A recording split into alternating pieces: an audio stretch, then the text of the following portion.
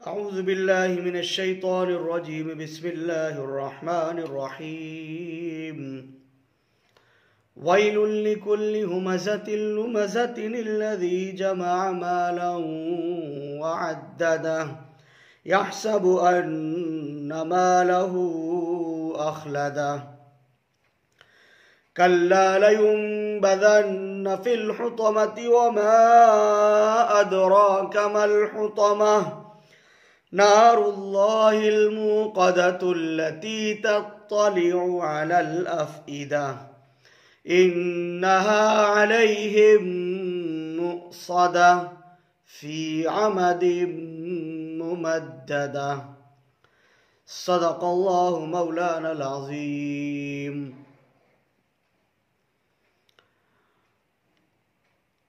سورۃ الہمزہ آج ہمارے مطالعے میں شامل ہے اور انشاءاللہ اس کا مکمل درس پیش کیا جائے گا۔ سورۃ الہمزہ مکی صورتوں میں سے ہے، یعنی ہجرت سے پہلے نازل ہونے والی صورتوں میں سے سورۃ الہمزہ ہے، اور یہ سورہ پاک مکمل 9 آیات پر مشتمل ہے۔ سورۃ الہمزہ میں انسانوں کو جو تعلیمات دی گئی ہیں ان میں 3 چیزوں کے بارے میں، یا کہیے کہ 3 بہت ہی سخت ترین گناہوں کے بارے میں بات کہی گئی ہے، اور اس کے سلسلے میں انسان کے لیے وعید ہے کہ انسان ان 3 گناہ کے اندر مستقل مبتلا ہے اور وہ ان سے باز نہیں آتا ہے، تو اس کے لیے اللہ رب العالمین نے بڑی سزا مقرر کر رکھی ہے، اور اس کے لیے انسان کو بڑی سخت تکالیف جھیلنا ہے۔ قیامت کے دن جب اللہ اس سے حساب کتاب لے گا تو اس وقت بڑی مشکلات کا اس کو سامنا ہوگا اور بڑی تکالیف سے اس کو گزرنا پڑے گا۔ 3 جو گناہ اس کے اندر ذکر کیے گئے ہیں اس سورہ پاک کے اندر، یا کہیے کہ 3 سخت ترین گناہ یا 3 عیب جن میں انسان عام طور سے مبتلا ملوث ہے، ان کا ذکر کیا گیا ہے، اور پھر اللہ سبحانہ وتعالی نے انجام کو بتایا کہ انسان کا انجام کیا ہونے والا ہے، وہ کس انجام سے دوچار ہوگا اور کس طرح سے اللہ رب العالمین نے اس کے لیے سزائیں مقرر کر رکھی ہیں، متعین کر رکھی ہیں، اس طرف اشارہ کیا گیا ہے۔ چنانچہ ارشاد باری تعالیٰ ہے وَيْلٌ لِكُلِّ هُمَزَةٍ لُمَزَةٍ، خرابی ہے، ویل کہتے ہیں خرابی کو، برائی کو اور تباہی و بربادی کو، اور بعض روایت سے پتہ چلتا ہے کہ وہ جہنم میں ایک حصہ ہے، نچلا حصہ، ویل اس کی طرف اشارہ کیا گیا کہ وہ اس کے لیے متعین ہے، مقرر ہے۔ ویل ہے، خرابی ہے، برائی ہے، یا کہہ سکتے ہیں کہ ہائے افسوس، اس طرح کی چیزیں کہ وہ برباد ہونے والا ہے، جس کے اندر یہ چیزیں پائی جا رہی ہیں جن کا اگلی اسی آیت کے اندر اشارہ کیا گیا۔ وَيْلٌ لِكُلِّ هُمَزَةٍ لُمَزَةٍ، خرابی ہے ہر تانا دینے والے کے لیے، تانا دینے والے کے لیے اور غیبت کرنے والے کے لیے۔ 2 گناہ یہاں پر ذکر کیے گئے، ایک غیبت کرنے کا گناہ اور ایک تانا دینے کا گناہ۔ وَيْلٌ لِكُلِّ هُمَزَةٍ، بہت سے معنی لیے گئے اس آیت کے اندر ان عیب کے اور ان برائیوں کے جن کا ذکر کیا جا رہا ہے، لیکن راجح قول اس سلسلے میں یہ ہے کہ ہمزہ سے مراد یہاں پر غیبت کرنا ہے، اور لمزہ سے مراد یہاں پر کسی کو تانا دینا۔ غیبت کہتے ہیں کسی کے پیٹھ پیچھے اس کی برائی کرنا، یعنی جو شخص موجود نہیں ہے، سامنے نہیں ہے، اس کے پیچھے اس طرح کے عیوب کا ذکر کرنا، اس طرح کی اس کی خامیوں اور خرابیوں کا ذکر کرنا کہ اگر اس کو پتہ چلے تو وہ اس سے ناراض ہو جائے، وہ اس پر آگ بگولا ہو اور اس کو جو ہے وہ پریشانی اور مصیبت کے اندر ڈال دے۔ اس طرح کی چیزوں کو ذکر کرنا کسی کی پیٹھ پیچھے، اسی کو غیبت کہتے ہیں کہ انسان کسی دوسرے اپنے بھائی انسان کی برائیاں بیان کرے دوسروں کے سامنے، اس طور پر کہ اس سے جھگڑا ہونے کا اندیشہ ہو، آپس میں پھوٹ پڑنے کے امکانات ہوں، گھروں میں اور خاندانوں میں ٹوٹ پھوٹ ہو جانے کے خطرات اس کی بنا پر لاحق ہو جائیں۔ یہ تمام کی تمام چیزیں جو ہوتی ہیں غیبت کی وجہ سے ہوتی ہیں، کہ انسان غیبت کرتا ہے کسی کی، تو جس کے سامنے غیبت کی جا رہی ہے، جس کے سامنے اس کی غیبت ہو رہی ہے، وہ اس کی طرف سے یقیناً اس کے ذہن و دماغ کے اندر تکدر پیدا ہوگا، برائی آ جائے گی کہ اچھا یہ اس طرح کی بات رکھتا ہے، یہ اس طرح کے تصورات، اس طرح کے خیالات رکھتا ہے، تو اس وجہ سے آپس میں قطع رحمی تک یہ پھیل لے جائے گا، یہ عمل اس کو قطع رحمی تک پہنچا دے گا۔ اور غیبت انسان کرتا بھی اسی لیے کہ جس بات کو کہنے کی وہ جرات اور ہمت نہیں رکھتا ہے کہ اس کے منہ پر کہہ سکے، تو یقیناً وہ اس کے پیٹھ پیچھے کرتا ہے۔ اور پھر یہ برائیاں ہوتی بھی اسی طرح کی چیز ہے کہ انسان منہ پر نہیں کہتا ہے بلکہ پیچھے کہتا ہے، دوسرے لوگوں سے کہتا پھرتا ہے، اس لیے کہ اس کا مقصد جو ہے اس کی اصلاح نہیں ہے۔ اگر اصلاح مقصد ہوتی، اس کی خیرخواہی چاہ رہا ہوتا، تو اس کے سامنے اس کو بٹھا کر محبت سے اور خلوص کے ساتھ اس کو بتاتا کہ میرے بھائی تم یہ غلطی کرتے ہو، تمہارے اندر یہ عیب ہے، تمہارے اندر یہ برائی ہے، اگر یہ برائی تم ترک کر دو گے تم بہت اچھے انسان بن جاؤ گے، تمہارے اندر بڑی خیر ہے، بڑی خوبیاں ہیں، تمہارے اندر بڑی بھلائیاں رکھی ہیں اللہ پاک نے، لیکن تمہارے اندر یہ ایک عیب بھی ہے، تمہارے اندر یہ ایک برائی بھی ہے، میرے بھائی تم اسے ترک کر دو، اسے چھوڑ دو۔ لیکن انسان یہ نہیں کرتا ہے، منہ پر نہیں کہتا ہے اس کے، بلکہ غیبت کرتا ہے، پیٹھ پیچھے کہتا ہے۔ تو معلوم یہ ہوا کہ اصلاح مراد نہیں ہے کہ اس کی اصلاح ہو جائے، بلکہ اپنے دل کے اندر جو اس کی طرف سے تکدر بیٹھا ہوا ہے، کینہ بیٹھا ہوا ہے، لوگوں کے سامنے اس کی بھڑاس نکالتا پھرتا ہے، لوگوں کے سامنے اس کو کہتا پھرتا ہے، اسی کو غیبت کہا جاتا ہے۔ یہ بہت بڑا عیب ہے، بہت بڑا گناہ ہے، سخت گناہ ہے، اور عام طور پر انسانی سماج اور انسانی معاشرے کے اندر یہ عیب خوب پایا جاتا ہے۔ اس لیے باقاعدگی کے ساتھ قرآن کریم کے اندر اس عیب کا یہاں پر ذکر کیا گیا، وَيْلٌ لِكُلِّ هُمَزَةٍ لُمَزَةٍ، کہ ویل ہے، خرابی ہے ہر غیبت کرنے والے کے لیے جو غیبت کرتا ہے، یعنی وہ اس کے لیے خیر نہیں تلاش کرتا ہے بلکہ اپنے دل کے اندر جو خیالات اور گمان اس کے تعلق سے رکھتا ہے اس کو لوگوں میں عام کرتا ہے، اس کی عیب جوئی کرتا ہے، لوگوں کی نگاہوں کے اندر اس کو برا بنانے کے لیے وہ مستقل فکر مند رہتا ہے، کوشش کرتا رہتا ہے۔ اگر اصلاح مراد ہوتی تو منہ پر کہہ دیتا تاکہ اس کی اصلاح ہوتی اور وہ گناہ سے بچ جاتا، اور اس کے لیے بھی خیر پہنچانے کا اجر و ثواب ہوتا۔ اس کا نقصان یہ ہوتا ہے غیبت کا کہ نہ تو متعلق شخص کی اصلاح ہی ہو پاتی ہے، اور نہ ہی یہ کہنے والا جو غیبت کر رہا ہے نہ ہی اسے کوئی اجر و ثواب ملتا، بلکہ یہ گناہ کے اندر مبتلا ہوتا ہے،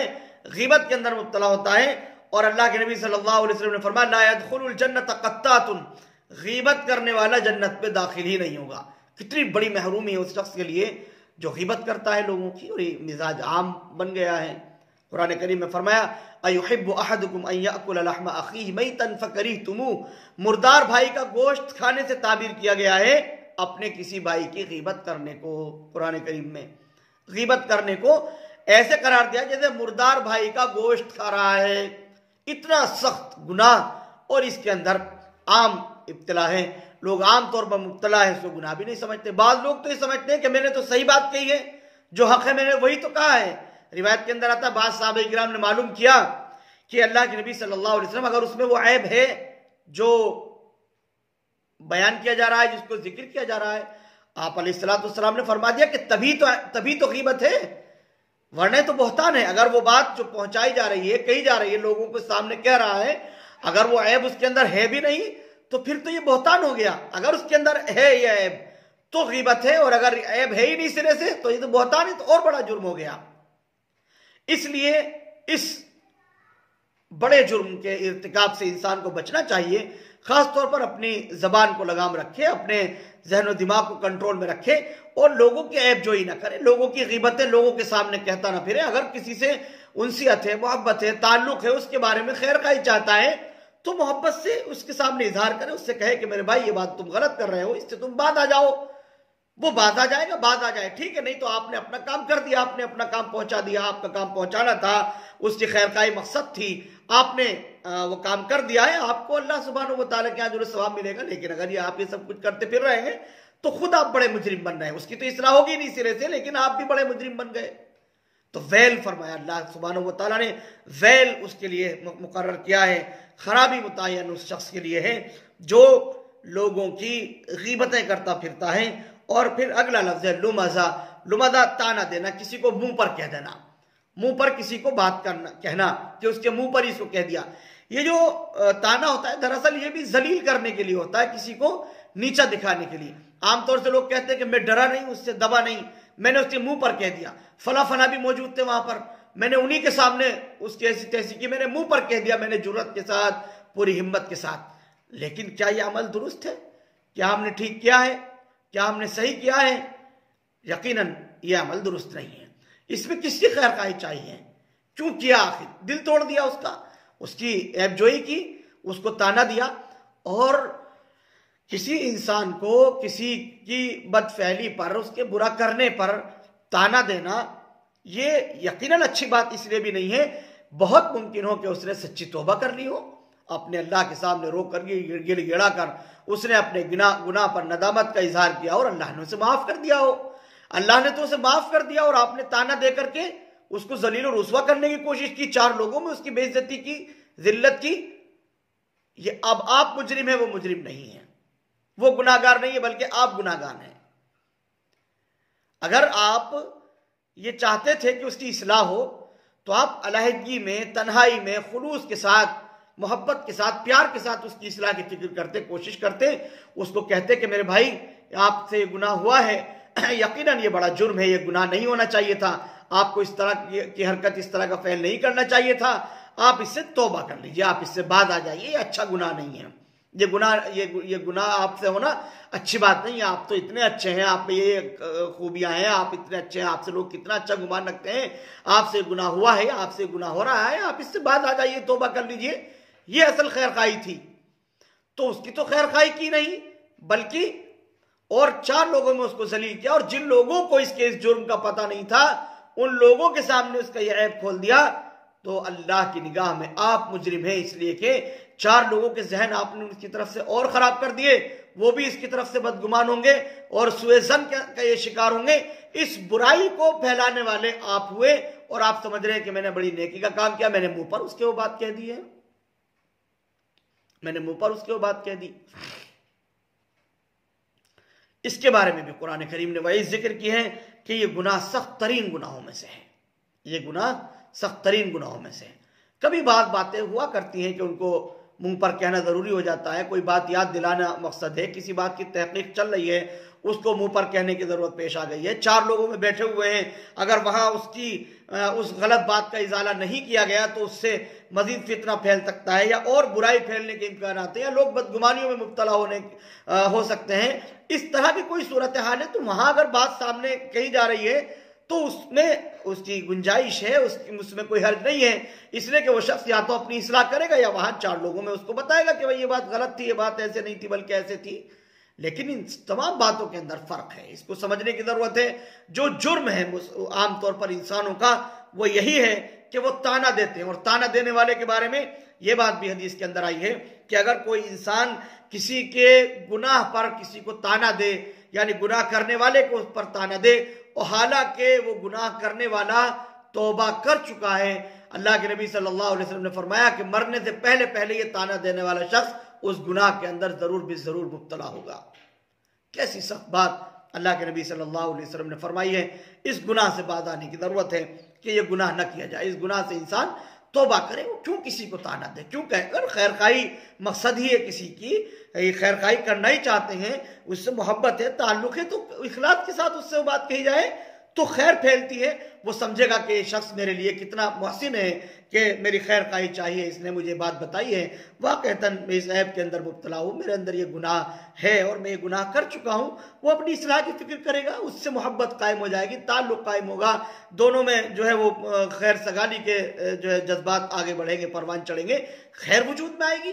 اور اگر غیبت کرتا پھر رہا ہے، تانا دیتا پھر رہا ہے، تو یقیناً سماج کے اندر اور معاشرے کے اندر بڑا بگاڑ پیدا ہوگا. اور ہمارے معاشرے اور سماج کے اندر آج بگاڑ اور فساد انہی بڑے گناہوں کی بنا پر ہیں. ان سے تائب ہونے کی ضرورت ہے، باز آنے کی ضرورت ہے. یہ گناہ انفرادی بھی ہوتے ہیں کہ انسان انفرادی طور پر اس کے اندر مبتلا ہے، اور یہ اجتماعی بھی ہے کہ بہت سارے لوگ اس میں ملوث ہیں، اور پھر یہ گناہ متعدی ہے، بڑھتا چلا جاتا ہے، ایک دوسرے تک پھیلتا چلا جاتا ہے. اس لیے اس سے توبہ کرنے کی اور باز آنے کی ضرورت ہے. اللہ سبحانہ و تعالی نے فرمایا وَيْلٌ لِكُلِّ هُمَزَةٍ لُمَزَةٍ کہ ویل ہے، خرابی ہے غیبت کرنے والے کے لیے اور تانا دینے والے کے لیے. الَّذِي جَمَعَ مَالًا وَعَدَّدَ، تیسرا گناہ ذکر کیا جس نے مال سمیٹا اور اس کو گن کر کے رکھا. الَّذِي جَمَعَ مَالًا وَعَدَّدَ، مال کو اس نے سمیٹا، جمع کیا اور پھر اس کو شمار بھی کر رہا ہے، گن رہا ہے. اس سے مال کی محبت کا اظہار ہوتا ہے کہ مال کی محبت جو ہے وہ جو ہے وہ اکٹھا مال کی محبت اس کے نفس کے اندر ہے، تبھی وہ اس بڑے پیمانے پر مال کو اکٹھا کر رہا ہے، جمع کر رہا ہے۔ اس سے پہلے بھی سورۃ العادیات میں اس طرف اشارہ کیا گیا ہے اور یہ بات آ چکی ہے کہ اسلام کے اندر مال کمانا یا مال کو اکٹھا کرنا یہ کوئی عیب کی بات نہیں ہے کہ کوئی عیب ہے، اب اسلام اس سے روکتا ہے کہ مال آپ کے پاس زیادہ کیوں ہے۔ انسان محنت کرے، کوشش کرے، کمائے، بلینرز میں اس اپنا شمار کرے اور وہ مالدار ترین لوگوں میں بن جائے، دنیا کا سب سے مالدار انسان بن جائے، اس میں کوئی قباحت نہیں ہے۔ اسلام اس سے منع نہیں کرتا ہے، روکتا نہیں ہے۔ البتہ کمانے کے اسباب اور ذرائع جائز ہونے چاہیے، اور جہاں خرچ کر رہا ہے وہ مقامات ہوں جن میں کسی کی حق تلفی نہ کی جا رہی ہو، حق والوں تک حق پہنچا رہا ہو اور صحیح جگہ پر صحیح مقامات پر صرف کر رہا ہو، تو مال کا کمانا کوئی عیب کی بات نہیں ہے۔ یہاں مراد یہ ہے کہ جو مال کو اکٹھا کر رہا ہے، جمع کر رہا ہے اور گن گن کر کے رکھ رہا ہے، یحسب ان مالہ اخلدا، اور خیال یہ کرتا ہے کہ اس کا مال اس کو جو ہے سدا رہے گا، اس کے ساتھ ہمیشہ ہمیشہ یہ مال اس کے ساتھ رہے گا، اس طرح کا خیال اور اس طرح کا گمان بھی رکھتا ہے، اس شخص کے لیے ویل ہے، اس شخص کے لیے خرابی اور اس شخص کے لیے بربادی ہے۔ جو مال کو جمع کر رہا ہے اور اکٹھا کر رہا ہے، سمجھ یہ رہا ہے کہ مال ہمیشہ ہمیشہ اس کے ساتھ رہے گا، جبکہ دنیا کی حقیقت یہ ہے کہ دنیا فانی ہے، ختم ہو جانے والی ہے، مٹ جانے والی ہے، یہ دنیا باقی نہیں رہے گی، برقرار نہیں رہے گی، یہ دنیا ختم ہو جائے گی۔ جو کچھ مال، اموال اور مال و زر جو کچھ بھی اس نے کمایا سب کا سب دنیا کے اندر رہ جانے والا ہے، ختم ہو جائے گا، اس کے ساتھ کچھ بھی نہیں جائے گا سوائے اس کے اعمال کے۔ تو یہ تمام کی تمام چیزیں تو یہیں مٹ جائیں گی، یہیں پر ختم ہو جائیں گی، لیکن یہ انسان مال کو اس لیے جمع کر رہا ہے کہ اس کو جو ہے وہ ہمیشگی کا سامان سمجھ بیٹھا ہے، یہ مال ہمیشہ ہمیشہ میرے ساتھ رہے گا یا میں ہمیشہ ہمیشہ اس مال کے ساتھ رہوں گا۔ مال آنی جانی چیز ہے، آج اس کے پاس ہے کل اس کے پاس ہے، تو ختم ہو جائے گا، چلا جائے گا۔ یہ مال جو ہے وہ اچھی چیز نہیں ہے اس طور پر کہ اس کو انسان نہ یہ دیکھے کہاں سے آ رہا ہے اور نہ یہ دیکھے کہاں جا رہا ہے۔ بالخصوص اسلام جس چیز کی تعلیم دیتا ہے، حقوق العباد جو متعلق کیے ہیں ان حقوق میں خرچ کرنا، اسی طرح سے حج کے موقع پر حج کرنا اور ہر سال جو ہے وہ مال کی زکوٰۃ دینا، یہ بھی انسان کی ذمہ داریوں میں سے ہے کہ وہ مال کے اوپر، اپنے اموال کے اوپر زکوٰۃ دے، اور جو ہے مال سے اس طرح سے محبت نہ کرے کہ مال کی زکوٰۃ ہی نہیں دے رہا ہے۔ یہ بھی مال کی محبت کے اندر ہے، اور مال کو جمع کرنے کے زمرے میں آئے گا کہ جہاں خرچ کرنا ہے، مثال کے طور پر زکوٰۃ دینی ہے، اب زکوٰۃ نہ دے تو گویا مال کو جمع کر رہا ہے، مال سے محبت کر رہا ہے۔ زکوٰۃ اللہ رب العالمین نے فرض کی ہے، سال میں ایک مرتبہ زکوٰۃ فرض کی ہے، مال کو اکٹھا کرنا، جمع کرنا، زکوٰۃ نہ دینا، یہ اس کے حقوق کے خلاف ہے۔ جو مال اللہ پاک نے عطا کیا ہے، جس کے بارے میں قیامت کے بارے میں اللہ کے نبی صلی اللہ علیہ وسلم نے فرمایا کہ قیامت میں اللہ سبحانہ و تعالیٰ اس کو قدم ہلانے کی اجازت نہیں دیں گے جب تک کہ اس بات کا حساب نہیں دے دے گا کہ مال کہاں سے کمایا تھا اور مال کہاں خرچ کیا۔ ایسی سخت ابتلا اور آزمائش ہے مال کے سلسلے میں، آج ہوڑ لگی ہوئی ہے، ہر انسان اس کوشش میں، اس فراق میں لگا ہوا ہے کہ میرے پاس مال آ جائے، میں مالدار ہو جاؤں، میں مالدار ہو جاؤں۔ اور افسوس اس وقت ہوتا ہے کہ وہ انسان جو صاحب ثروت ہے، شریعت اس کو مالدار کہہ رہی ہے کہ تم مالدار ہو، شریعت اس پر زکوٰۃ فرض قرار دے رہی ہے، وہ یہ کہتا ہے میں تو فقیر ہوں، میرے اوپر زکوٰۃ فرض ہی نہیں ہے۔ دنیا کی نگاہ میں تو مالدار بننا چاہتا ہے، لیکن جب شریعت کہتی ہے کہ تم مالدار ہو، تمہارے اوپر سال میں جو ہے وہ 40واں حصہ اور 2.5% تم پر زکوٰۃ فرض ہو رہی ہے، تو اپنے آپ کو غریب محتاج سمجھتا ہے، مال نہیں نکالتا، اللہ کی راہ میں جو زکوٰۃ اس کو دینی چاہیے تھی وہ زکوٰۃ صرف نہیں کرتا۔ کیسے افسوس کا مقام ہے، لیکن انسان اس کے اندر مستقل مبتلا ہے، اور وہ اس بڑے جرم کو، اس گھنونے جرم کو مستقل کر رہا ہے۔ یہ سمجھتا ہے کہ مال جو ہے میرے ساتھ ہمیشہ ہمیشہ رہے گا، اور وہ اسی خیال سے مال کو شمار کرتا ہے، گنتا ہے۔ جو حقوق ہیں ان حقوق کی ادائیگی کی جائے، اور جہاں سے کما رہا ہے وہ کمانے کے ذرائع جائز ہوں، تو مال کمانے میں کوئی حرج نہیں ہے۔ مال انسان اکٹھا کر سکتا ہے اور رکھ سکتا ہے، جمع کر سکتا ہے، لیکن ان حدود کے ساتھ جن کا ذکر کیا گیا۔ کَلَّا لَيُنبَذَنَّ فِي الْحُطَمَةِ، کوئی نہیں، وہ پھینکا جائے گا روندنے والی کے اندر۔ حطمہ روندنے والی، یعنی ایسی جو اس کو ریزہ ریزہ کر دے گی، اس طرح کی آگ جو اللہ سبحانہ و تعالیٰ نے سلگائی ہے، اور وہ ریزہ ریزہ کر دے گی، وہ بالکل اس کو چورا چورا کر دے گی۔ حطمہ بالکل جو بھوسا بنا دینے والی ہو، خود اللہ پاک نے فرمایا وَمَا أَدْرَاكَ مَا الْحُطَمَةُ، اور تو نے کیا سمجھایا کہ حطمہ کیا ہے؟ یہ بھوسا کر دینے والی اور رون دینے والی اور ٹکڑے ٹکڑے کر دینے والی آخر کیا چیز ہے؟ وما ادراک ما الحطمہ، اور آپ نے کیا سمجھا ہے کہ حطمہ کیا چیز ہے؟ نار اللہ الموقدہ، ایک آگ ہے وہ اللہ کی سلگائی ہوئی. نار اللہ الموقدہ، اللہ نے ایک آگ سلگا رکھی ہے، تیار کر رکھی ہے. التی تطلع علی الافئدہ، وہ جھانک لیتی ہے انسان کے دل کو، انسان کے دل تک پہنچ جانے والی آگ اللہ رب العالمین نے تیار کر رکھی ہے. یہ ان لوگوں کے لیے عذاب ہے جو لوگ ان سخت ترین 3 گناہوں کے اندر مبتلا ہیں. ان کے لیے اللہ پاک نے بتا دیا کہ ان کو یہ سزا اللہ سبحانہ و تعالیٰ کی طرف سے دی جانے والی ہے، جو یقیناً سخت ترین سزا ہے. نار اللہ الموقدہ، اللہ سبحانہ و تعالیٰ نے وہ آگ سلگائی ہے. مراد اس میں جہنم ہے کہ جہنم کی آگ اللہ رب العالمین نے تیار کر رکھی ہے، سلگا رکھی ہے، جو جہنمیوں کے لیے ہے اور اس سے جہنمیوں کو گزرنا ہی گزرنا ہے. التی تطلع علی الافئدہ، عام طور سے جو آگ ہوتی ہے وہ انسان کے جسم کو جلاتی ہے، تو پورے جسم کو جلاتی ہے اور اندر تک پہنچ جاتی ہے. لیکن ماہرین کا ماننا یہ ہے کہ جو آگ انسان کے جسم کو جلاتی ہے اس دنیا کے اندر، وہ جسم کا اتنا حصہ جل جانے کے بعد ایک خاص حصے تک جب آگ پہنچ جاتی ہے تو انسان کی موت واقع ہو جاتی ہے، دل تک آگ نہیں پہنچتی ہے. چونکہ قیامت میں موت نہیں ہوگی، اس مرنے کے بعد کی زندگی کے بعد کوئی موت نہیں ہے، پھر موت انسان کو آنے والی نہیں ہے، تو یہاں پر فرما دیا گیا کہ وہ موت انسان کے دل تک پہنچے گی، آخر تک اس کو جلائے گی. اسی لیے کہا کہ وہ رون دینے والی ہے، بالکل بھوسا اور باریک کر دینے والی ہے. وہ انسان کے دل تک پہنچے گی، وہ آگ دل تک پہنچے گی، کیونکہ وہاں موت تو ہوگی نہیں، تو بالکل آخر تک اس کو جلائے گی. اور پھر اس کو پھر اس کو جو ہے صحیح سالم جسم عطا کیا جائے گا، پھر جلائے گی، پھر صحیح سالم جسم عطا کر دیا جائے گا. یہ اس کے ساتھ حشر ہونے والا ہے. اسی لیے ان گناہوں سے جن کا ذکر کیا گیا ہے تائب ہونے کی ضرورت ہے، توبہ کرنے کی ضرورت ہے. التی تطلع علی الافئدہ، یہ آگ جو ہے وہ جھانک لیتی ہے انسان کے دلوں تک. انہا علیہم مؤصدہ، ان کو اس میں مون دیا جائے گا، اس میں ڈال دیا جائے گا، دھکیل دیا جائے گا. فی عمد ممددہ، لمبے لمبے ستونوں سے باندھ کر، جس طرح سے انسان کو بے بس کر دیا جاتا ہے، عاجز کر دیا جاتا ہے، اس طرح سے جہنم کے اندر وہ بے بس ہوں گے، عاجز و ناتواں ہوں گے، اور ان کو جہنم کے حوالے کر دیا جائے گا، جہنم میں ان کو جھونک دیا جائے گا. ایسی سخت ترین سزائیں اللہ سبحانہ و تعالیٰ نے مقرر کی. لیکن یہ سمجھنا چاہیے کہ جو جرم ہو رہے ہیں، جو گناہ ہو رہے ہیں، وہ جرم بھی یقیناً سخت ترین ہیں، اور بڑے سخت ترین گناہوں میں ان کا شمار ہوتا ہے. لوگ ان کو ہلکا سمجھ کر، اور یہ سمجھ کر کہ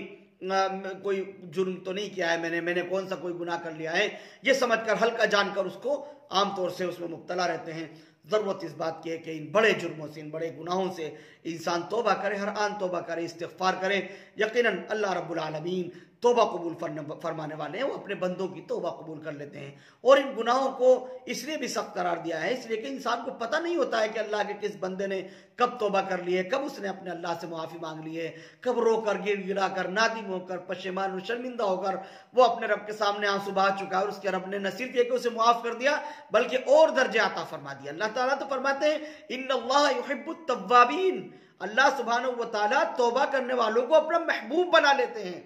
محبوب نہ صرف یہ کہ معاف کر دیتے ہیں بلکہ توبہ کرنے والوں کو اللہ اپنا محبوب بنا لیتے ہیں. کیسا بڑا مقام توبہ کرنے والوں کے لیے اللہ پاک نے رکھا ہے کہ اللہ انہیں اپنا محبوب بنا لیتے ہیں. اب ہم تو غیبتیں کرتے پھر رہے ہیں، تانے دیتے پھر رہے ہیں، اور اللہ نے اسے اپنا محبوب بنا رکھا ہے. تو اپنے محبوب کا کیسے نہیں اللہ مقابلہ کرے گا، کیسے اس شخص کو اللہ سزا نہیں دے گا جو اس کے محبوب کے اس طرح سے عیب جوئی کر رہا ہے اور اس کے محبوب کو ذلیل و رسوا کرنے کی فکر کر رہا ہے، لوگوں کے درمیان تفرقہ ڈال رہا ہے. یقیناً ایسے جرموں سے، ایسے گناہوں سے آج باز آنے کی ضرورت ہے. اللہ رب العالمین ہر قسم کے گناہوں سے ہماری مغفرت فرمائے، اور بالخصوص غیبت سے، چغلی سے، جھوٹ سے اور عیب جوئی سے، تانہ زنی سے، تانہ کشی سے، مال کی محبت سے، ان تمام عیوب سے اللہ سبحانہ و تعالی ہم سب کو پاک صاف فرمائے، اور اللہ رب العالمین ہماری سچی توبہ کو قبول فرمائے. آمین یا رب العالمین. وآخر دعوانا ان الحمدللہ رب العالمین.